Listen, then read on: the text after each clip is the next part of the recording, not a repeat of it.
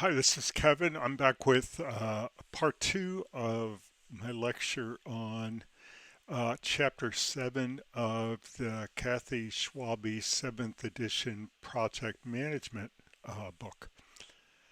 So, we're going to begin by talking about acquiring resources. This is something we do while we're executing a project. So, we need to get both physical resources, including equipment, supplies, and materials, and human resources as well.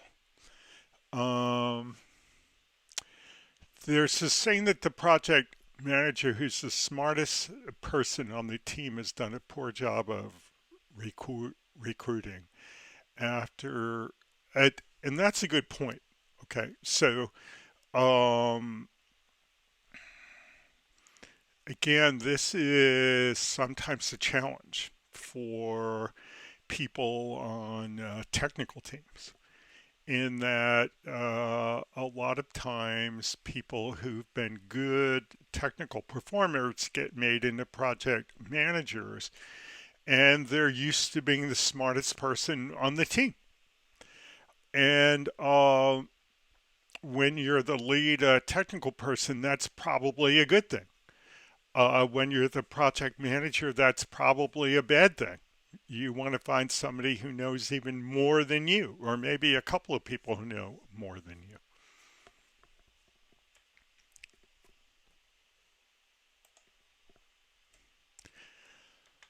Um, this discussion is a little bit misplaced, okay? And here's why I say it is, okay? Resource loading is something that we take into consideration when we're developing a realistic project schedule. Okay, so if we're working on a traditional project and using a traditional or waterfall approach, and we're using a traditional planning tool like Microsoft Project, um, when we put in all of our tasks, say in a Microsoft project, and we say, um, even if we say the kind of resources that we need and what the costs are and how long all the activities are and all that kind of stuff. Um,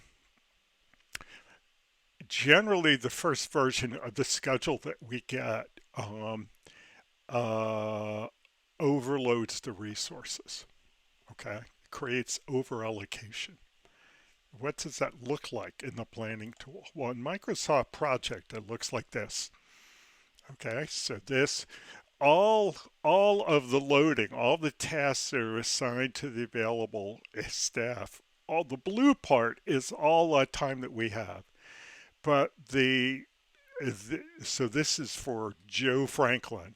Okay, but Joe Franklin is over allocated. He's working 300% for most of March, all of April, and the beginning of May. Okay, that's not realistic. Okay. So, what we usually do is we tell a product like Microsoft Project to limit, to level uh, the plan. And what it does is you tell it how to do it, but you can say, for instance, I don't want anybody allocated over 100%. Well, what does that do? Well, it pushes activities out later. It pushes them all off to the right because you don't have the staff to start them. And after you level the plan, okay, if you go back and look at the resource histogram for your Joe Franklin, you won't have any red. Okay. Well, then the problem is that the project takes forever. And if I remember right, you can tell it that you'll allow some amount of overallocation, but not too much. I mean, there are all kinds of parameters that you can use. Okay, so let's back up here. When would you do this? When you do this? I would do this when I was project planning. Okay, this wouldn't be not be part of executing. All right, enough said. Resource leveling. It's a technique for resolving resource conflicts by delaying tasks they want to get later. The main purpose of resource leveling is to create a smoother distribution of resource usage and reduce overallocation. Not because we're kind, okay? I mean, yeah, we probably are kind with respect to how we're going to treat our employees.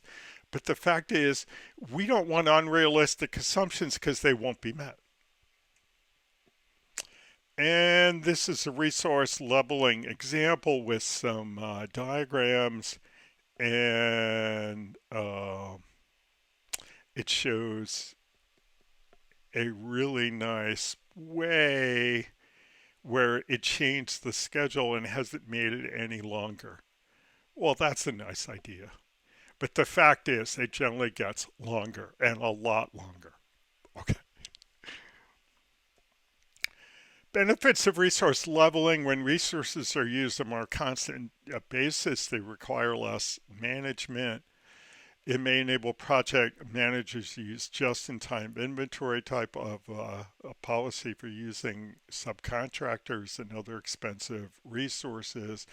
It results in fewer problems for project personnel and the accounting department, fewer people jumping on and off the project. It improves morale. Okay. So, again, a planning, not an executing issue. Resource smoothing. You can use resource leveling when you have limited resources, but sometimes it can extend the schedule. What if you can't extend the schedule? Well, you have to dust off your resume. No, maybe we'll try resource smoothing. So, resource smoothing, also known as time constrained scheduling, is a technique you can use to finish the project on time while avoiding peaks and valleys in resource demand. In figure 712, it does not extend the schedule, so it can be considered to be resource smoothing. So is that the one that we just saw? 712, yeah, resource smoothing. So some amount of smoothing is just good planning. Okay. Um, Now, uh, this is all smoothed out, right?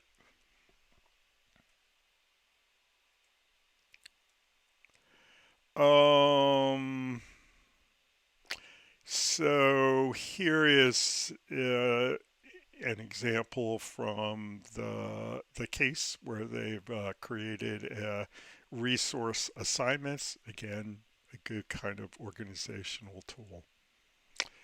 And they talked about the project team assignments. Again, I'm going to leave that for you to read in the chapter. Um, Here we have our team roster. Probably also a good thing to keep, so you know who's on the team and how to connect with them. Developing the project team. Okay, this is a real opportunity for a project manager, and it doesn't always cost a lot. So many failed projects have been staffed by highly talented individuals. However, it takes teamwork to complete projects successfully. The main goals of team development are to help people work together more effectively, improve interpersonal skills, increase motivation, reduce attrition, and improve overall project performance. Project managers should understand and apply good team building practices because it takes teamwork to successfully execute most projects. So there's there's project managers should actively look for opportunities to create team building experiences. So, um, there's some research that by Tuckman about a model for team development. And he says that teams go through these stages. And he called them forming, storming, norming, performing, and adjourning. And I'll leave you to read the details of the. I say adjourning, even though we properly say that word adjourning, but uh, I'm assuming that he wanted them to rhyme. Okay, so kind of understanding how teams develop through phases kind of helps you know what to be emphasizing in terms of activities to move the team along through the process at any given time. So one of the things that you can do is you can train your team. So project managers often recommend that people take specific training courses to improve individual and team development. And I'm just going to say that any group experience at all that's not silly, or even sometimes a silly group experience, can improve team bonding. Okay, so it doesn't only have to be the kind of things that we talk about here. It could be some training and some kind of product that you're going to use on the project. Uh, Team building activities include physical challenges like climbing a mountain, going on a rafting trip, those kinds of things. Psychological preference indicator tools such as Myers-Briggs type indicator and the social styles profile. So we're going to talk about each of those. The idea here is that if you brought in a consultant to kind of evaluate your team and used either of these two test schemes, you would do two things. You would, one, create a common experience as your team went through that. And two, you would give them information to help understand each other and you to understand them. Okay, so it can have two positive outcomes. So, what do we find out from Myers Briggs? Well, it's a popular tool for determining personality preferences and helping teammates understand each other. There are four dimensions: extrovert, introvert, sensation, intuition, thinking, feeling, judgment, perception. And if people get one of the two letters, I think the last time I did it, I came back as an INTJ, right? And we all went through it, and then we all got our thing. So, project managers might want to make sure they have a variety of personality types on their team. Okay, well, maybe they've already picked their team and they're going to find out what they have. I don't know. Okay, but the idea here is one is that having the testing administered and explained and being coached a bit would be a joint experience. And joint experience can be team building in their own right. And then sort of understanding each other and how you might fit with each other uh, can be helpful as well. And then there's another scheme called the social styles profile. So people are perceived as behaving primarily in one of four zones based on their assertiveness and their responsiveness. And they're either drivers, expressives, analyticals, or amiables. So people on opposite corners, drivers and amiables, analyticals and expressive, may have difficulties getting along. Okay, so here's the scale. So the x-axis is low is S, high is tells, and the y-axis is high is controls, low is emotes. Okay, so if you're high, you're a driver. If you're low, you're an amiable. If you're high, you're an analytical. If you're low, you're an expressive. And we're saying that these cross uh, cross things don't mix well. Well, this is kind of interesting because if you have a traditional kind of waterfall team, okay, you're going to have, say, sub teams, right? People are, a couple of people are going to work on one thing, a couple of people are going to work on another thing. So you could kind of make sure that you didn't mix these oil and water types, okay?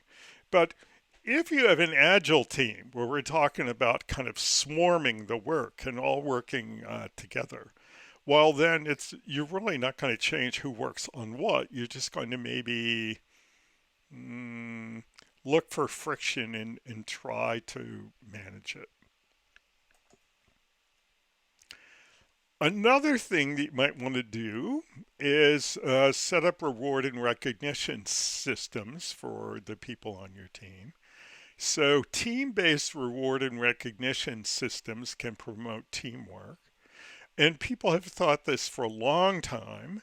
Not so the agile people really talk a lot about how it all the incentives should be for the team, not for individuals. Well, people were saying that even before the agile people were agile people.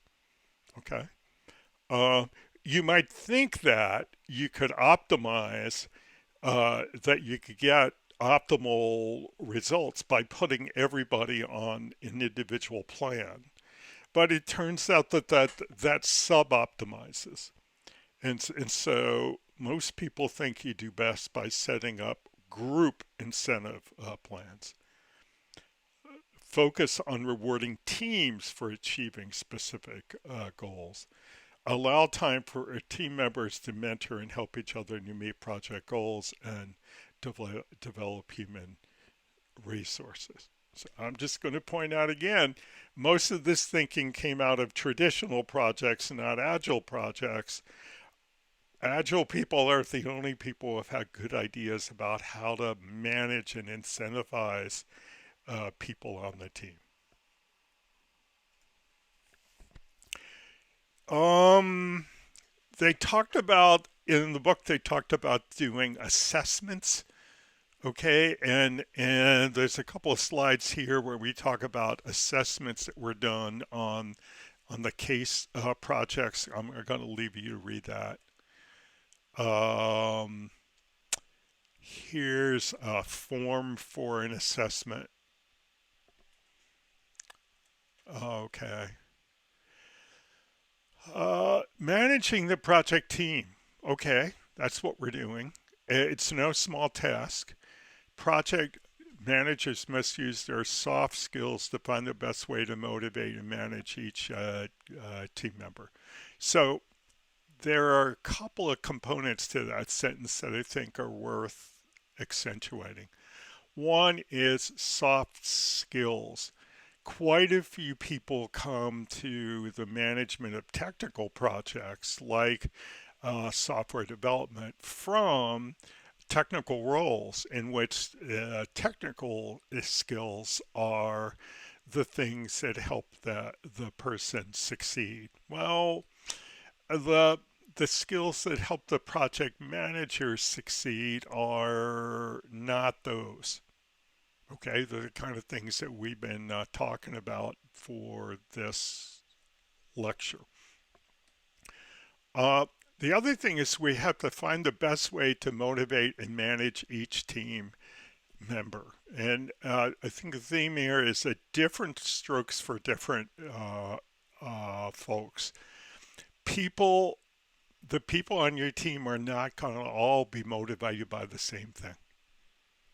Okay, so you'll do best to come to understand them individually and try to find a way to help them get what they need so you can get what you need.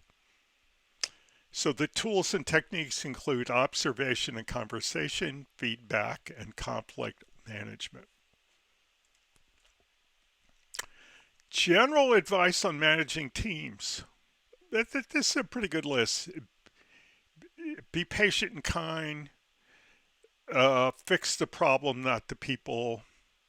Establish regular, effective meetings. Allow times to go through the basic team building stages. Limit the size of work teams to 3 to 7. Plan some social activities to keep project team members and other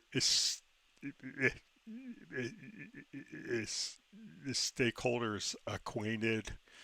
That has a real value. Having a budget for pizza and hopefully beer, if you can throw that in, can be very valuable. Stress team identity. One way to stress team identity is to focus the team on um, being bought in to decisions about how we're going to do what we're going to do. This is how our team does it. And if our team comes up with a new idea, we do it a new way. Nurture team members and encourage them to help each other. Acknowledge individual and group accomplishments. Well, I think that's a beautiful list. Further advice for virtual teams. Hire the right people, trust your people, tailor communications to your virtualness. Use technology effectively, use rituals. I guess this is to kind of accentuate things. When you're not seeing them as often, you're going to have to maybe be more symbolic.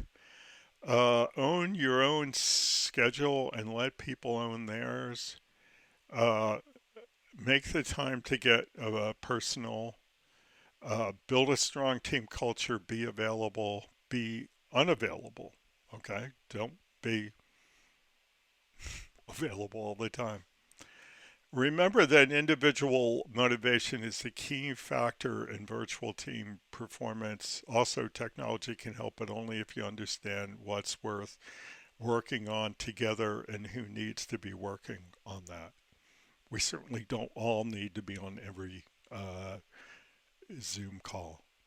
And one problem with this kind of Zoom call environment is, when you get a team of people in a room, it's easy to see who's disengaged. And it's harder on Zoom or Teams or whatever you're using. So you could easily have a big proportion of your people disengaged and not realize that that's going on. Project communication management. So good communications management is also crucial to project execution. The process includes gathering information to create, distribute, store, retrieve, and dispose of project communications in accordance with the plan. Disposal does not mean discarding, it means putting in a defined place.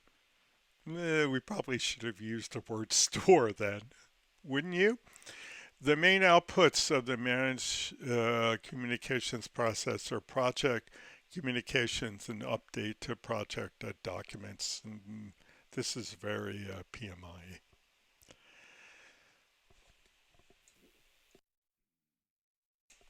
Important communications concepts.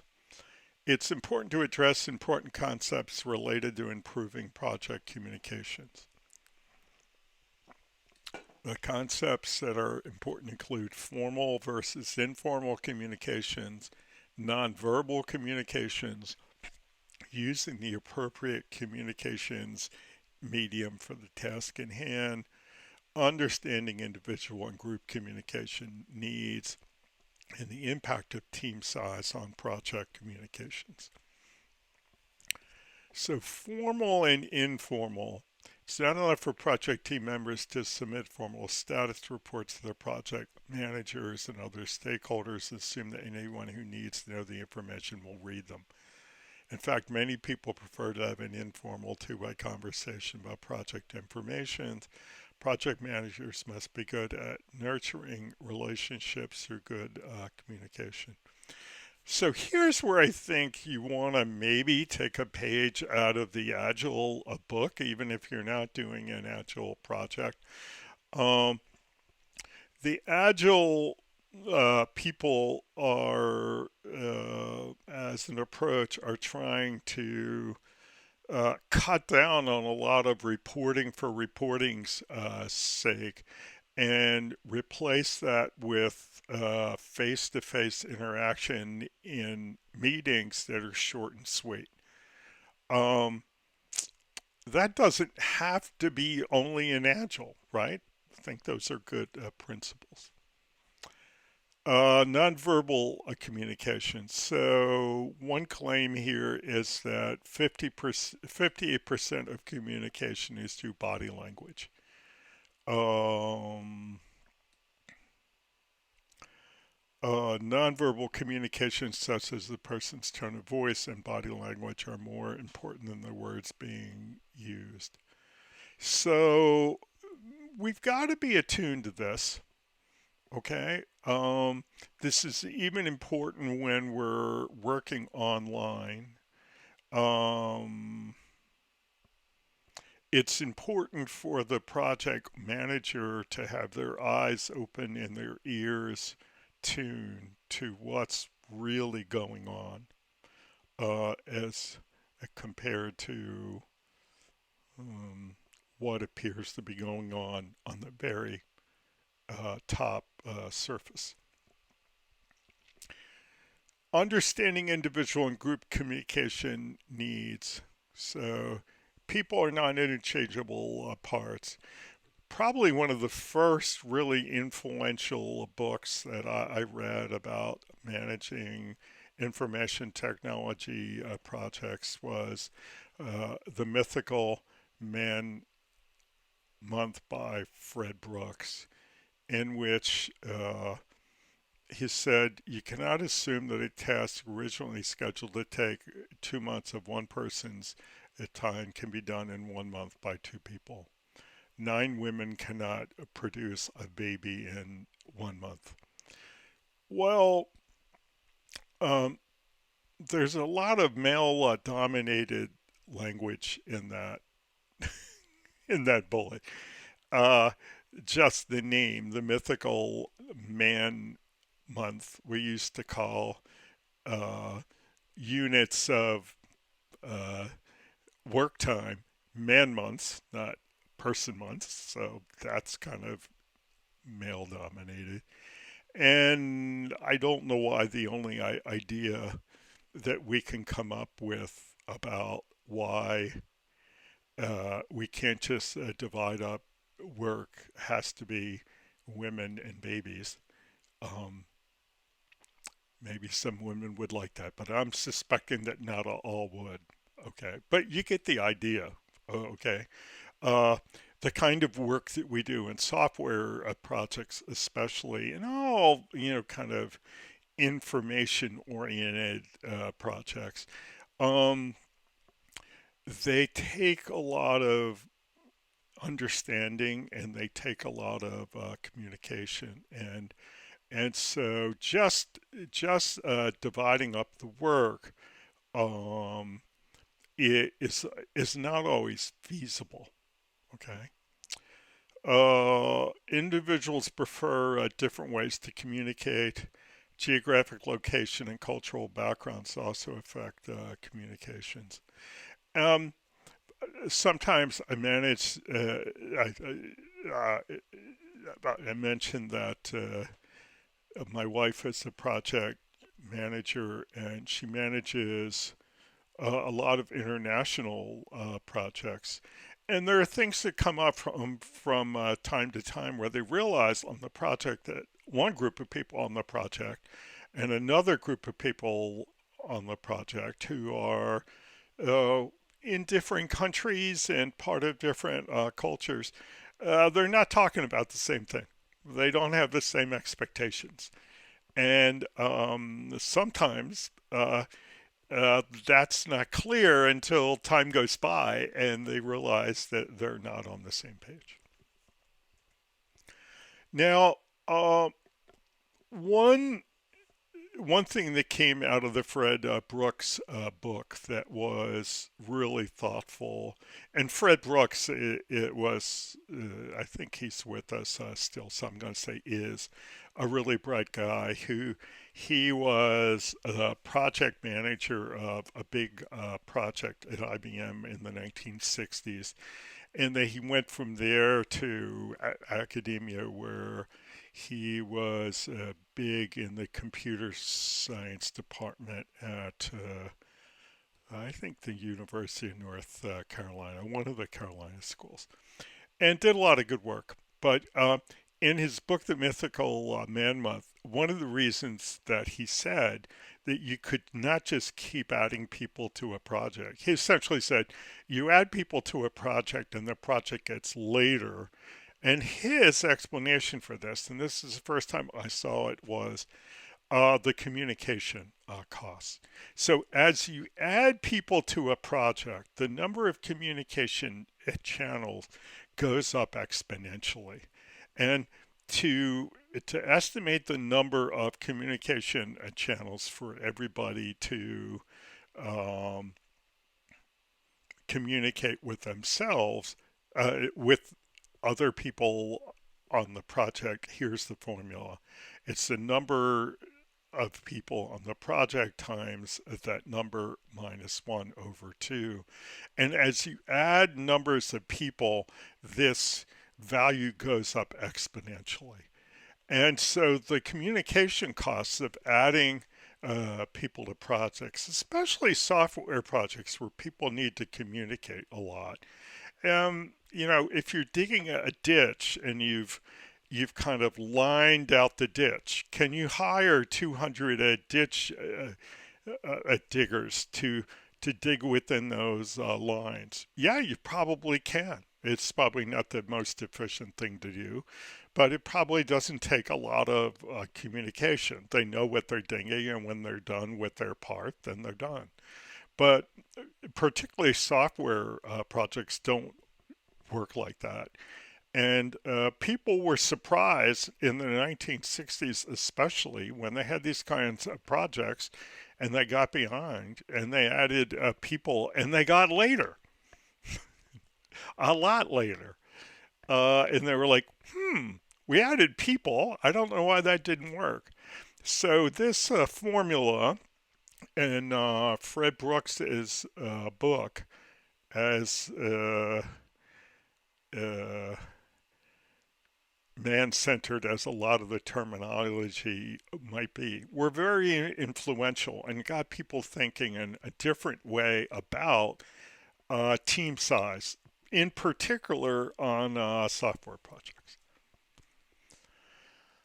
Um, so project communication and updating business processes, getting project information to the right people at the right time in a useful format is just as important as developing information in the first place. During execution, project teams must address important consideration for creating and distributing information. Well, hard to disagree with that.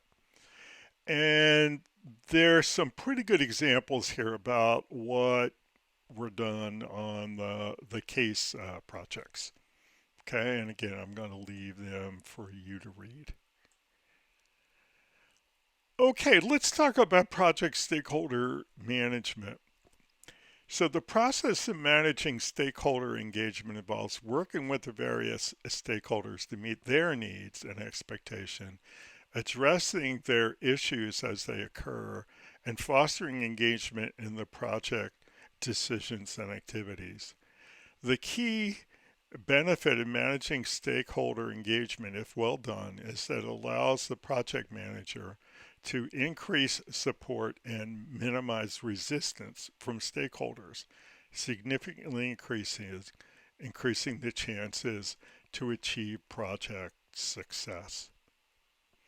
So these are important points, and the fact is, this part of project management doesn't manage itself.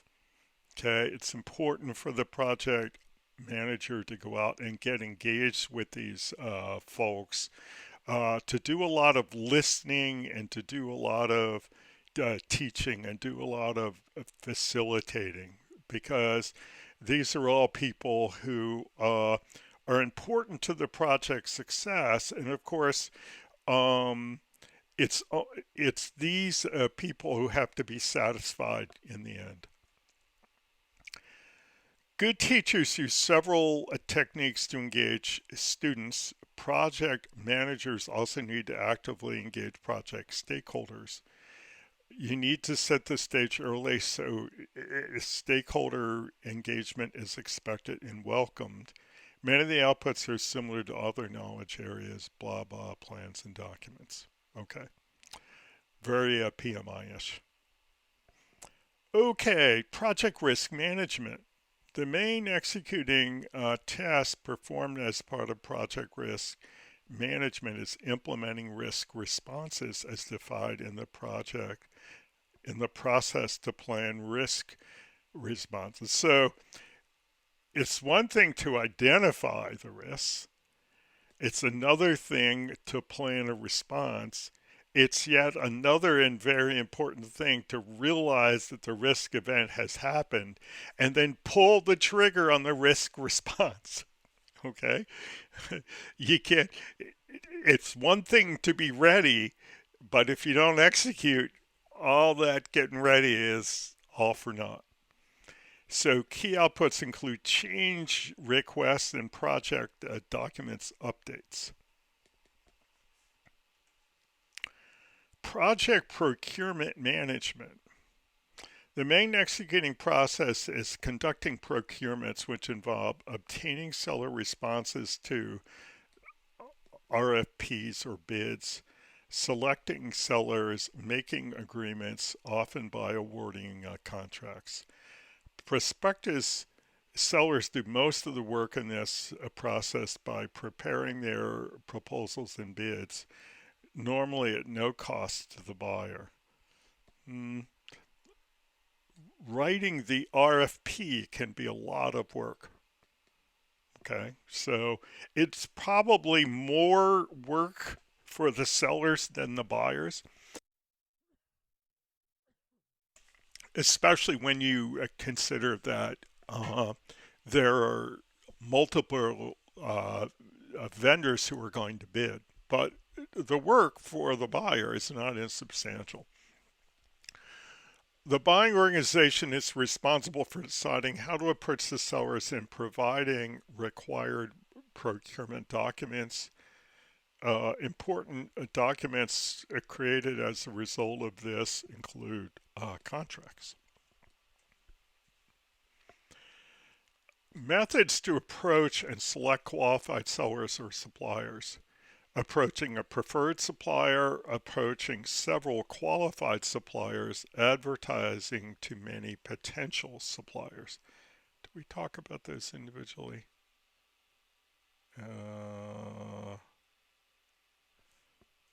Not all of them. Okay. So, some, quite a few organizations who are going to do a number of procurements, uh, they create a list of preferred suppliers. Okay. Um, so, and it's easier to buy from suppliers who are on that list. They're kind of in a way pre-qualified. Okay. So, you might notify them. I know when I was in consulting, we would do a proposal each year to get on the list to provide IT services to the Illinois Department of Employment Security. and they would hire three vendors. Three vendors would get on the list, and probably 20 vendors would apply, right? Three vendors would be selected, and then when there was work to be proposed, then you would write a proposal. Then three vendors would have the opportunity to bid on each of the projects. So we were preferred suppliers. Approaching several qualified suppliers. So you might find suppliers who you think might be qualified. A lot of organizations will do an RFI, a request for information, uh, and from that they might decide who would be able to respond to the RFP. And advertising to many potential suppliers, uh, particularly with government procurement, there are typically laws that say that you have to advertise every opportunity in a certain place for a certain length of time, and that you have to accept responses from either everybody or everybody who makes some level of qualification. So this is an example of a qualified list of sellers from uh, one of the case projects. Selecting sellers and writing contracts. So selecting sellers, often called source selection, involves evaluating proposals or bids from sellers, choosing the best one, negotiating the contract, and awarding the contracts. Often, buyers develop a short list of the top 3 to 5 suppliers to reduce the work involved in selecting a source. And they are often asked to prepare a best and final offer, a BAFO. I'll come back to that in a minute. It's a good practice to include a detailed statement of work and schedule as a part of the contract to clarify exactly what work the seller will perform and when. So typically, I think it's in everybody's interest for that statement of work to be part of the RFP.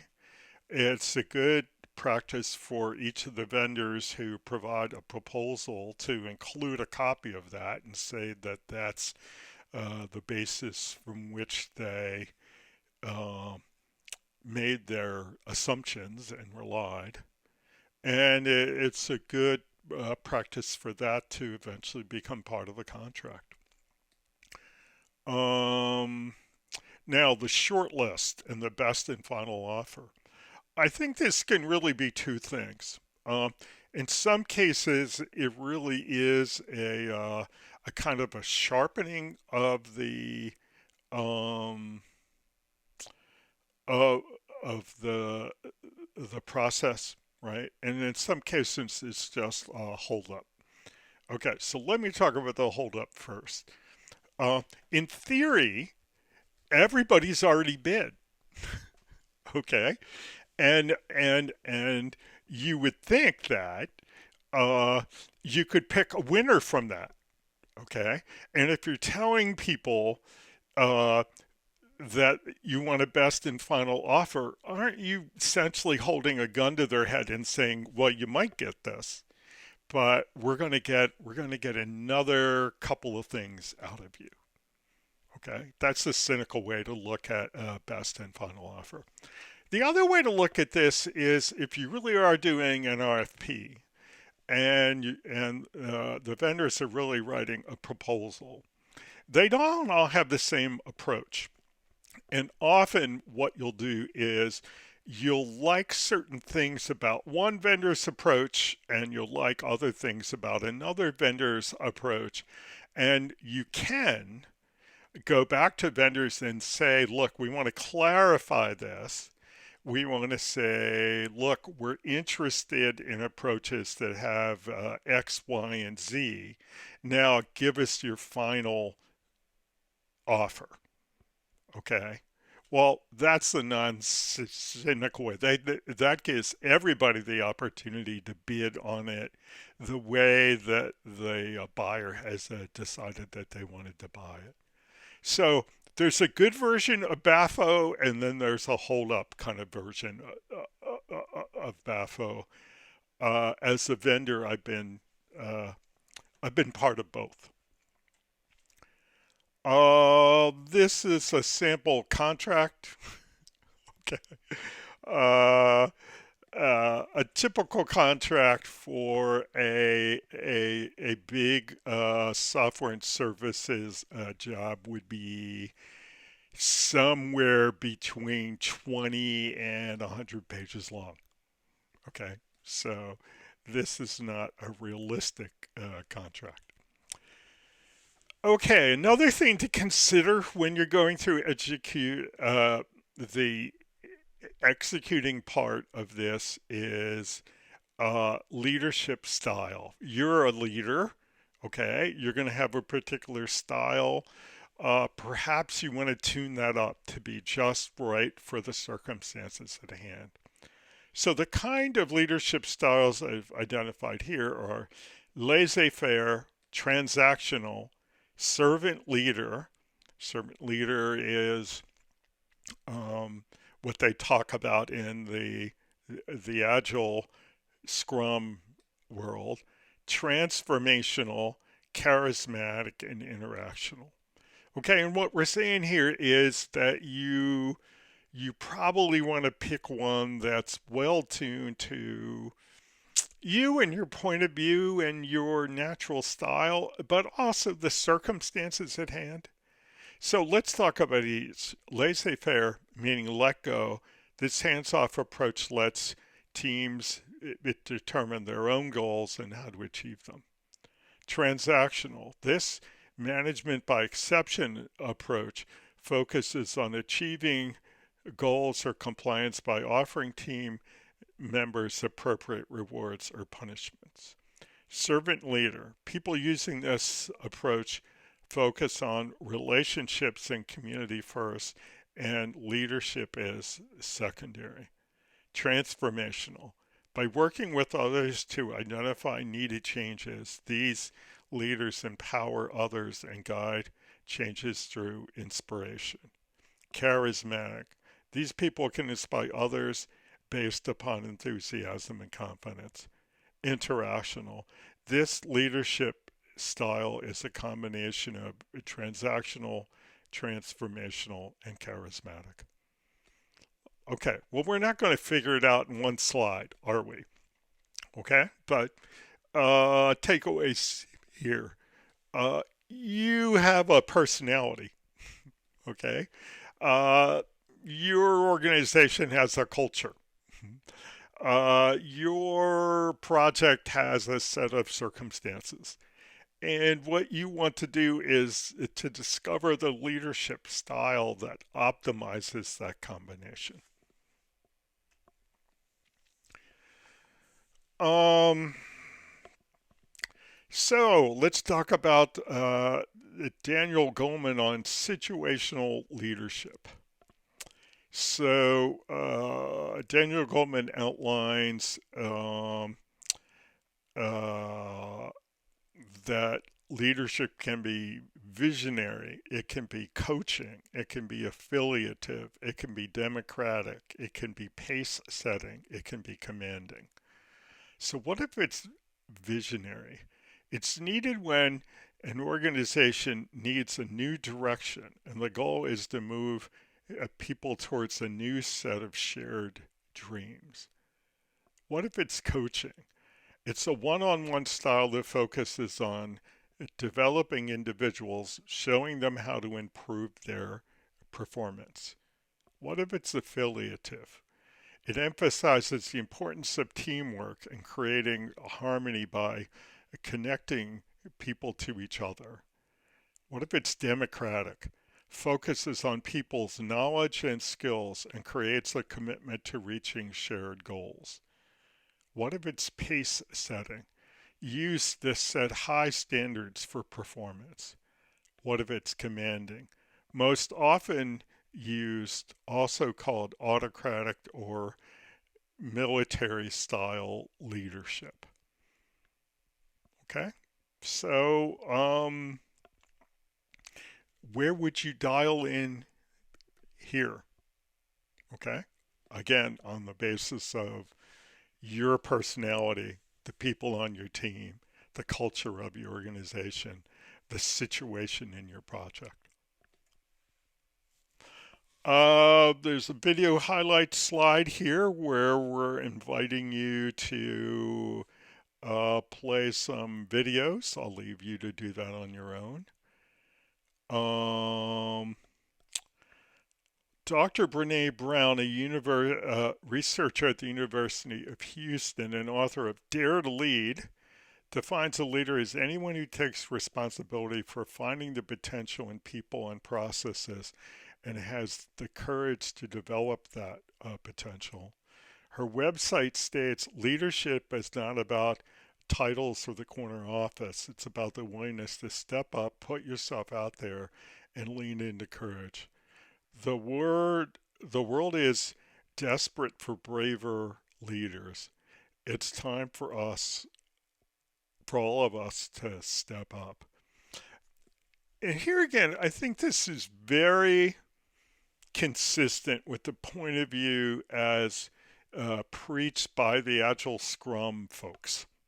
Okay, the Agile Scrum folks are not they don't want to they don't want to emphasize that there are big people and little people, that there are leaders and followers. Okay, they want to have a collaborative team in which roles are not hierarchically defined. And on that kind of a team, anybody can step up and be a leader on any particular issue. And those kind of teams encourage people to do that, right? Now, can that only happen on agile projects? No, that's not true. I mean, uh, um, the agile, the meeting in which they created the agile manifesto happened in 2001. Did nobody think of these kinds of things before 2001? Well, this particular researcher didn't express this in her book. Well, I assume it's her because I don't know the first name, Brene. Well, it could be him. We'll say they. Uh, they wrote the book in 2018. But did people have thoughts like this before 2001? Yeah, they certainly did. One of the things that I think is so appealing about the Agile point of view is that it harnesses this kind of thinking and feeling. Applying project management principles related to executing projects. So we want, as a project manager, we want to demonstrate leadership behaviors.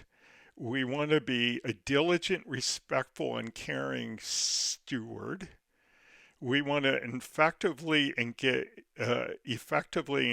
with stakeholders, and we want to recognize, evaluate, and respond to system interactions. So we want to do a lot of good stuff.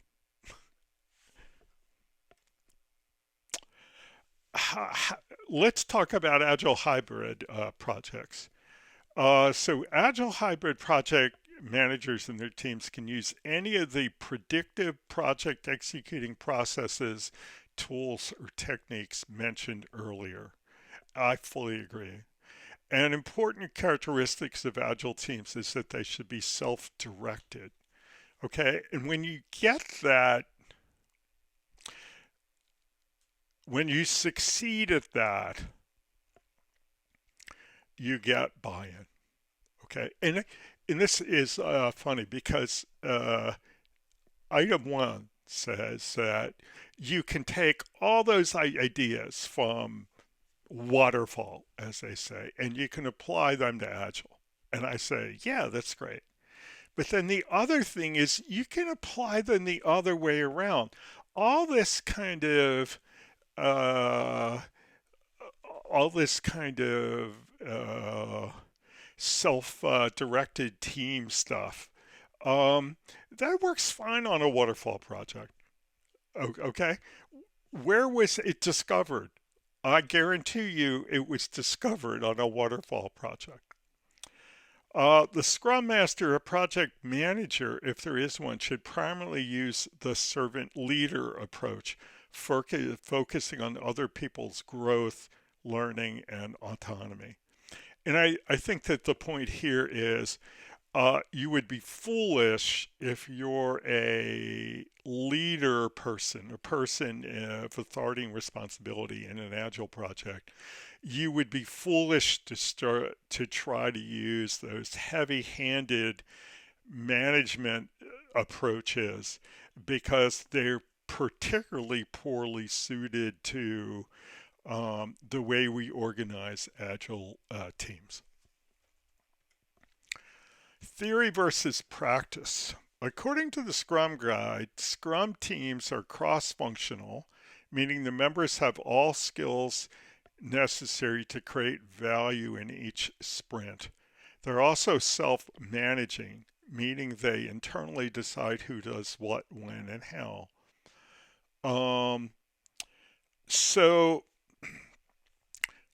I just want to point out that this does not mean that everybody on a Scrum team has to have 25 years of experience and know how to do everything. A project in which everybody has 25 years of experience and knows how to do everything is expensive and boring. Okay? So some team members are going to have more experience in some things than others. Okay? And that's okay. That's healthy. And other team members are going to learn things during the project. And they're going to help to guide and teach each other. Several Scrum events, like the daily Scrum, would help the team communicate information in a timely manner. However, practice does not always follow theory. Okay, so we'll get to that. So, um, there's nothing kind of magical about the Scrum Agile approach, right? Things can break down. Things will break down. Okay, this collaborative idea and self-managing idea, it breaks down. That doesn't mean that you can't patch it up and get it started again. Okay, so um, I think one of the things I love about Agile is that the Agile people paint a very detailed picture of what good Agile teams and projects look like. That doesn't mean they always succeed at it, but it does mean that we can keep striving for it. Um, here's some information on this 3D project, which is the Agile case from the book. I'm going to leave you to do the reading on that. And then that brings us to the chapter summary. So this project executing is big time stuff. It's where we get all the results. Okay, and uh, the focus of the chapter here has been to make sure that you're thoughtful about your approach in all the things that you have to do. And I think that you ought to feel free to not be hemmed in by um, where these ideas are coming from. Like if you're on an agile project and you saw an idea that came from traditional waterfall project management, it could be just the thoughtful thing that you need for your project. Likewise, if you've organized a waterfall project, a lot of these ideas about how to organize a team and lead it and make decisions, there's nothing wrong with taking a page out of the Agile book.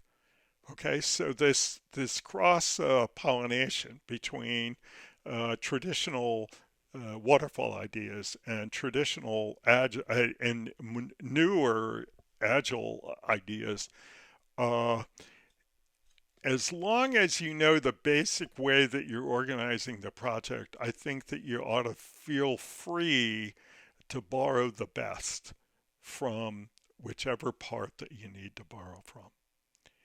And with that advice, I'm going to wrap up and say goodbye for now till next time. Bye bye.